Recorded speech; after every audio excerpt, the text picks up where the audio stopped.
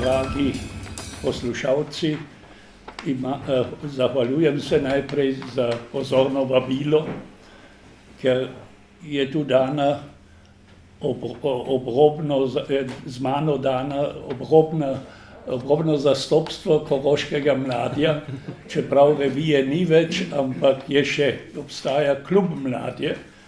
In ko sem tu poslušal izvajanja, sem spoznal, da smo šli Korošci, mladevci, čisto drugo pot. Spoznali smo, da je dovolj problemov v deželi sami in smo se ukvarjali s temi problemi v glavnem. In živeli med klerikalizmom in komunizmom, ampak denar smo dobivali redno z Ljubljane. Ko so napravili 2 poskusa to prekiniti, ker nismo bili čist vsebinsko na liniji. Prvi poskus je bil sodelovanje emigranta Leva Detele in drugi poskus je bil moj članek ob 100-letnici rojstva Antona Korošca. In naša kontaktna oseba je bil pisatelj, pesnik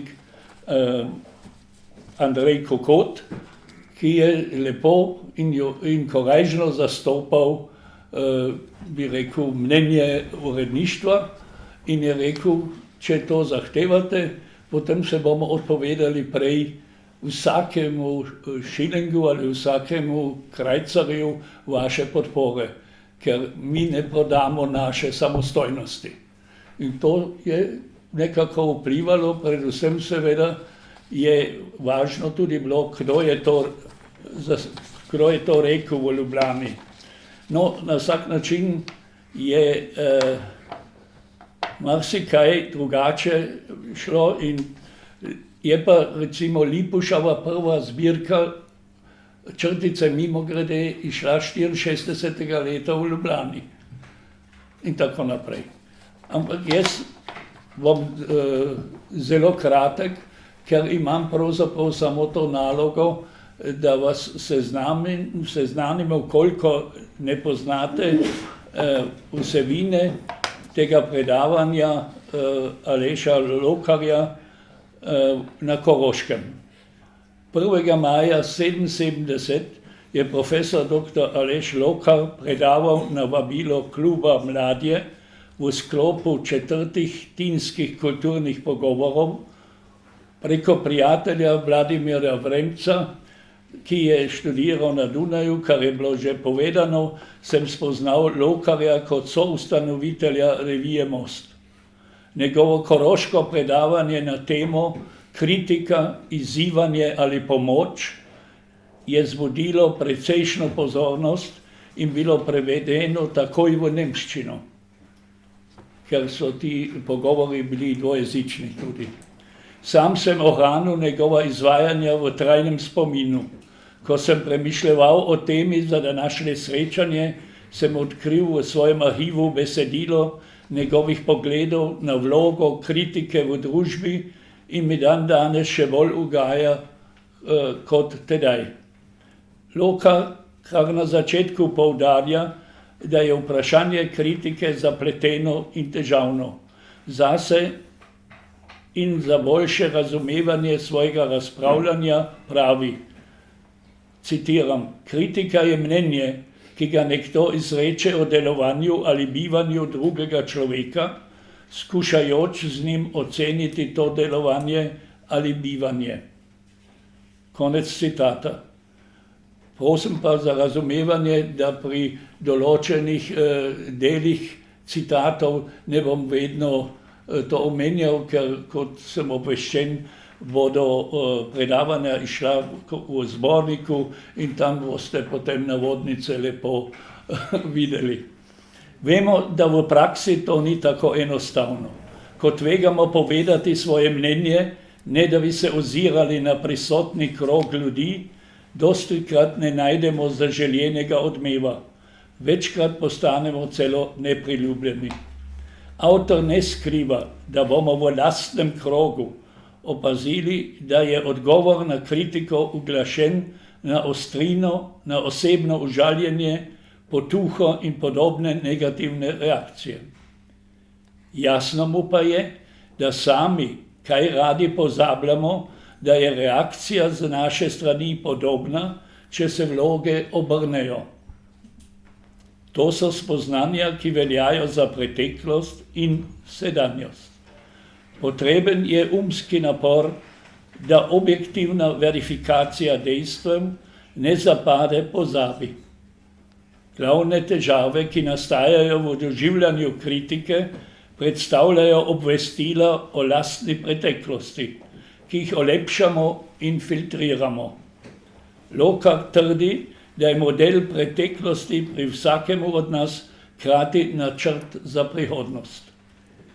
Pri tem človek in z njim družba izločuje neljube dogodke, neuspehe in nedostatke. Klasičen primer je zanj Marx, ki se v svoji viziji bodoče družbe glede francoske revolucije ne osredotoči na njene negativne aspekte, temveč na velike ideale, predvsem na osvoboditev človeka kot njen končni rezultat. Osebno se na tem mestu čudim, da ni omenjal deklaracije človekovih pravic. Aleš Loka obravnava svojo tematiko, kritika, izzivanje ali pomoč, najprej z repliko na nacistično in fašistično ideologijo, ki jo označi kot rasistični. Njuno Weltanschauung, zanj posrečen nemški izraz, vidi v tem, da sta pripisovali glavno vlogo med narodnostmi oziroma rasami svojima narodima, kot zgodovinsko, glede na sosede, najbolj razvitima nacijama. Avtor se prizadeva utemeljiti svoje mnenje s konkretnimi primeri in podpreti faktor kulture pri oblikovanju posameznikove zavesti. Njegov primer s črnim dečkom, ki bi zrastel v nemškem okolju brez stika z svojim rodom, bi bil prej Nemec kako Afričan. Loka zavrača zanj iz trte zvito delitev evropskih narodov v zgodovinske in nezgodovinske, ter v tej zvezi govori o fašistični tezi, ki se je že prej v zametkih pojavila glede koroških Slovencev. Kot pobudnike navaja ideologe od Bauerja in Rennerja do Marxa in Engelsa. Fašistični ideologi, ki jih imenoma žal ne navaja, so pozneje to gledanje skušali uveljaviti za vse slovanske narode. Reakcijo od slovenske strani ima pa avtor za zgrešeno, ker je skušala iz preteklosti izbrskati, njegov izraz, primere, s katerimi so se ponašali drugi. V takšen okvir poskusov spada poslovenjanje celjskih grofov.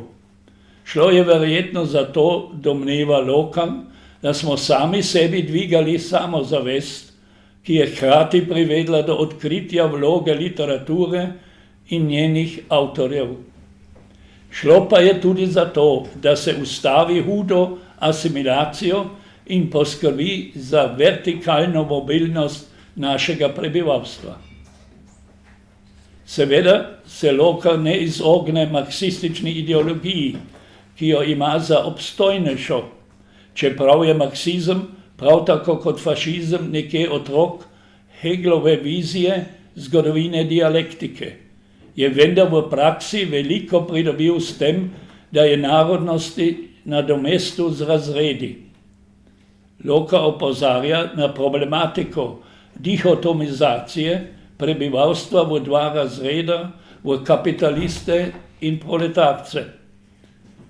Kam je tu in tam zabredla radikalna uresničitev razrednega modela, pričajo dovolj verodostojni Solženicinovi spisi.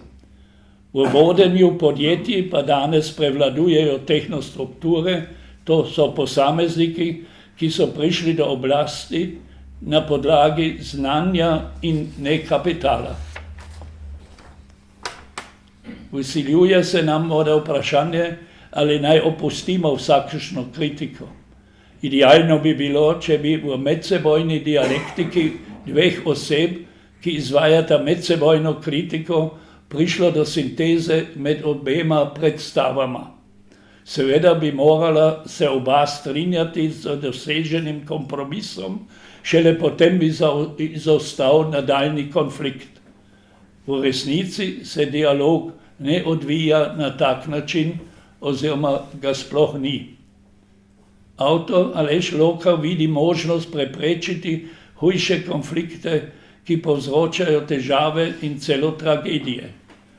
Ko ljudje uvidijo potrebo upoštevanja drugega mnenja, ker nimajo lastnega stališča a priori za 100% pravilna in resnična.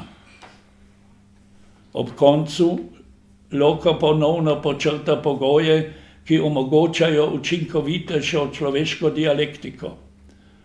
Prvi pogoj je izraz in dokaz demokratičnega in svobodnega izražanja mnenja v določeni družbi. Drugemu pa botruje duh optimistične ponižnosti posameznika, ki ne le korajžno izraža svoje mnenje, ampak je istočasno pripravljen sprejemati drugačno mnenje. To so važni pogoji za družbeni napredek. Družba, ki takšne procese miselne svobode ovira, je obsojena vsaj na stagnacijo. Vidna ali prva vidna posledica je zaostajanje kulture. Kritika v medčloveški komunikaciji je izzivanje in hkrati pomoč, zaključuje Loka svoja razmišljanja. Zato je nujni družbeni pojav.